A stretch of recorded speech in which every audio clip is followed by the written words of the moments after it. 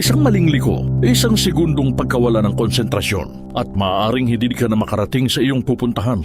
Sa iba't ibang panig ng mundo, may mga kalsadang kilalang kumitil na ng napakaraming buhay. Mula sa makikitid na bangin hanggang sa mga daanang kayang baguhin ng panahon sa loob lang ng ilang minuto. Sa video na ito, aalamin natin ang mga pinakamapanganib na kalsada sa mundo at kung bakit sa kabila ng panganib may mga taong dumaraan pa rin dito araw-araw. Simulan na natin. Zojila, India matatagpuan sa matataas na kabundukan ng India. Ang Zojila ay isa sa mga pinakamapanganib na mountain pass sa buong mundo. Mahigit 3,500 metro ang taas nito mula sa sea level at nagsisilbi itong pangunahing daanan na nag-uugnay sa Kashmir at Ladakh. Ngunit ang biyahe rito ay malayo sa pagiging normal. Napakakitid ng kalsada, halos sapat lang para sa isang sasakyan sa maraming bahagi. Sa isang gilid ay matarik na bangin, habang sa kabila naman ay matataas na batuhan. Wala ring matibay na harang na magpoprotekta sa mga motorista kapag nagkamali ng isang liko. Mas lalo pang lumalala ang panganib kapag umulan o umuulan ng niyebe. Madalas itong tamaan ng landslide, makapal na fog, at madudulas na kalsada na maaaring magdulot ng malulubhang aksidente anumang oras. Sa kabila ng lahat ng ito, libu-libong tao ang umaasa sa Zojila araw-araw para makatawid sa pagitan ng dalawang rehiyon. Kaya para sa mga dumaraan dito, hindi lang ito isang kalsada. Isa itong tunay na pagsubok ng tapang at pag-iingat.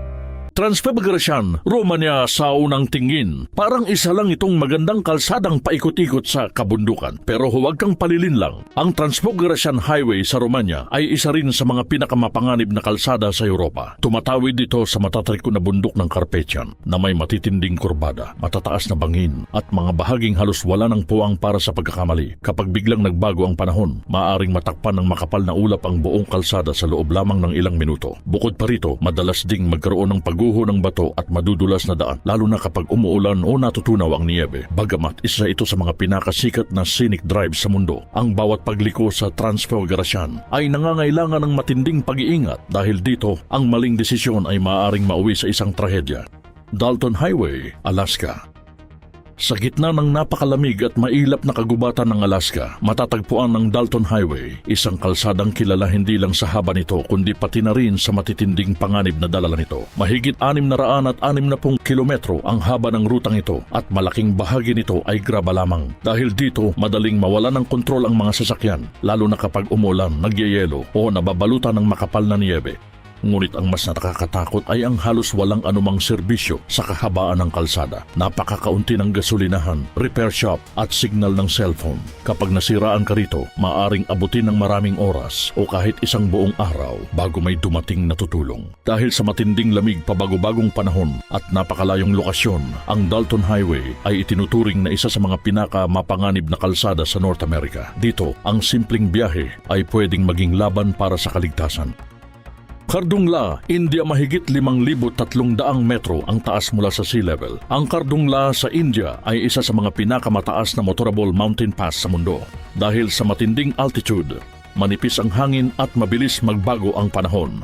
Sa loob lamang ng ilang minuto, maaaring mapalitan ng makapal na fog, malakas na hangin o pag-ulan ng niyebe ang malinaw na kalangitan. Hindi rin ligtas ang mismong kalsada. Maraming bahagi nito ang lubak, makitid at madalas natatakpan ng yelo o putik, dahilan upang madaling mawala ng kontrol ang mga sasakyan. Sa kabila ng matinding panganib, isa itong mahalagang ruta para sa mga lokal at militar. Ngunit para sa mga motorista, ang bawat metro ng Kardungla ay paalala na sa ganitong kataas na lugar, isang maliit na pagkakamali lang ang maaaring maging nakamamatay. Yungas Road, Bolivia, kilala rin bilang Death Road. Ang Yungas Road sa Bolivia ay may reputasyong kinatatakutan ng mga motorista sa buong mundo. Sa loob ng maraming taon, daan-daang katao ang nasawi rito dahil sa matatarik na bangin, makikitid na daan at halos walang guardrail na magsisilbing proteksyon. Sa ilang bahagi ng kalsada, sapat lang ang lapad nito para sa isang sasakyan. Kaya ang pag-iwas sa kasalubong ay nangangailangan ng matinding husay at tiempo. Dagdag pa rito ang makapal na fog, malalakas na ulan at madudulas na putik na lalo pang nagpapahirap sa bawat biyahe.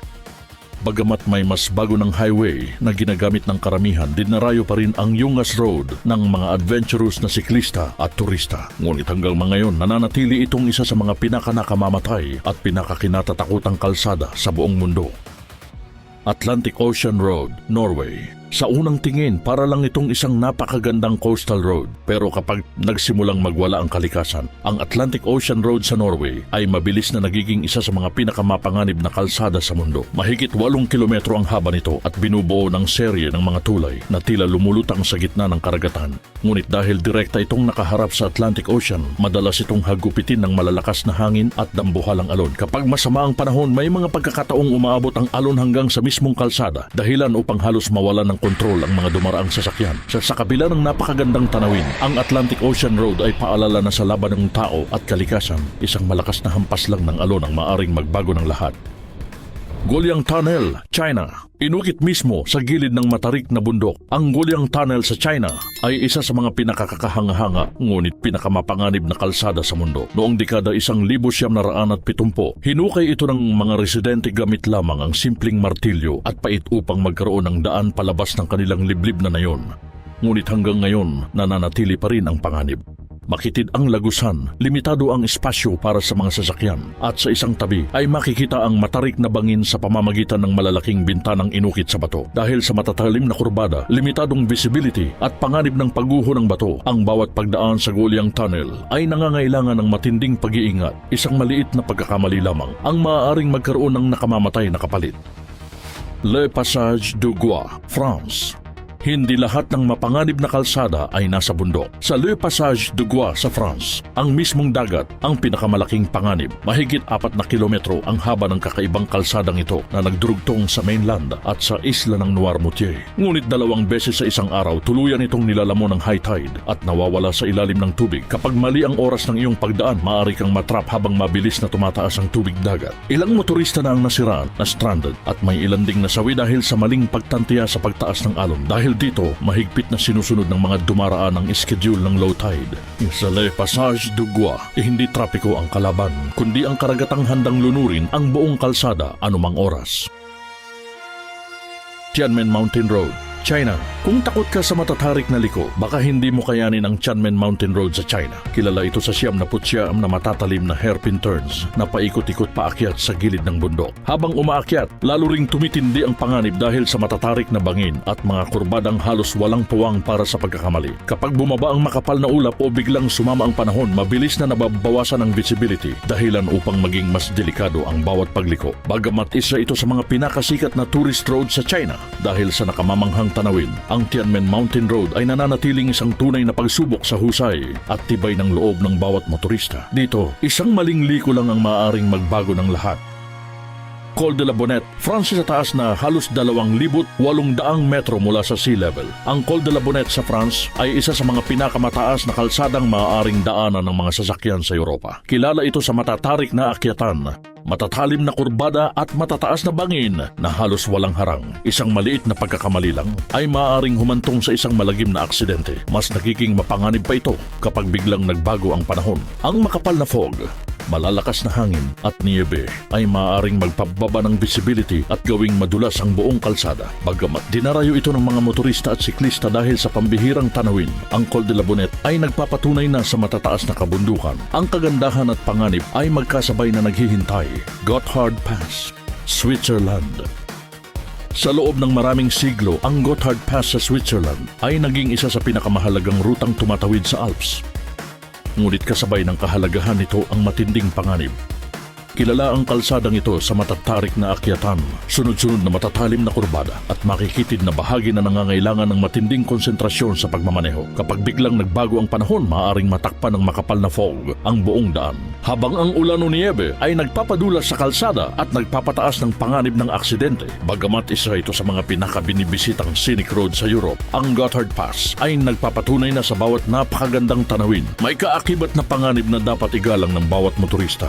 Deception Pass Bridge, Washington, USA. Sa taas na halos 55 metro mula sa rumaragasang dagat, ang Deception Pass Bridge sa Washington ay isa sa mga pinakanakakatakot na tulay na maaaring tawirin ng mga motorista. Sa ilalim nito, dumadaloy ang napakalalakas na agos ng tubig habang ang malalakas na hangin ay maaaring biglang humampas sa mga sasakyan, lalo na kapag masama ang panahon. Dahil sa taas nito at sa makikitid na lane, Maraming motorista ang nakararanas ng matinding kaba habang tumatawid. Isang sadaling pagkawala ng konsentrasyon ay maaaring magdulot ng trahedya. Sa kabila ng nakamamanghang tanawin ng karagatan at mga bangin, ang Deception Pass Bridge ay nananatiling isa sa mga pinakamapanganib at pinakakinatatakutang tulay sa Estados Unidos.